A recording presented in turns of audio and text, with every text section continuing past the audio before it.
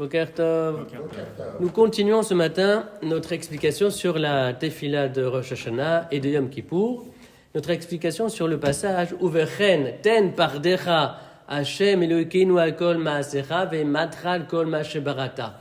Hier, nous avons expliqué la signification du premier mot, Uvechen. Voyons aujourd'hui la suite, et l'explication est largement inspirée d'un livre qui s'appelle Siftei Chaim de Rabbi Chaim Friedlander. Donc d'abord, commençons par la traduction. Uvechen est ainsi. Ten pardecha, inspire pachad. On ne traduit pas pour l'instant. Hashem Elokeinu, oh toi Hashem notre Dieu, alkol ma'asera sur toutes tes œuvres, veimatra et ta eima alkol ma shebarata sur tout ce que tu as créé. Ici, les questions de pachad et de eima. On demande à Dieu d'inspirer pachad sur toutes tes créatures et ta eima sur tout ce que tu as créé. Alors, pachad, d'habitude, on traduit par la peur. Eima, on traduit par la frayeur. Alors, cela donnerait inspire ta peur sur toutes tes œuvres et ta crainte et ta frayeur sur tout ce que tu as créé. Mais, dans la tradition juive, quand on parle de pachad et de eima vis-à-vis de Dieu, il ne s'agit pas d'un sentiment d'angoisse. Il s'agit d'autre chose. Il s'agit d'un sentiment de la présence de Dieu à l'esprit. Pachad, c'est un certain niveau de la présence de Dieu à l'esprit. Et eima, c'est un autre niveau de la présence de Dieu à l'esprit. Et à présent, il faut comprendre la distinction entre eima et pachad, et ceci est rendu possible par le fait que tous les jours nous récitons Shiratayam, le cantique de la mer, lorsque les enfants d'Israël ont traversé la mer Rouge, alors qu'ils étaient poursuivis par la cavalerie de Pharaon, les enfants d'Israël ont entonné un cantique, et dans celui-ci il est dit Tipol aleyem eimata vafachad. Sur les Égyptiens sont tombés eima et pachad, les mêmes termes que nous retrouvons dans notre tefila.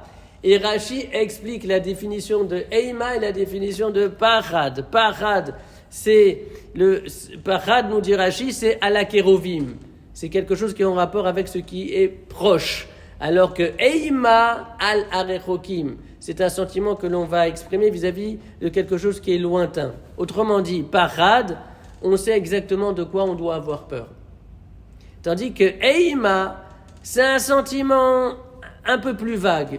On a ce sentiment de crainte sans savoir exactement de qui et de quoi on doit avoir peur.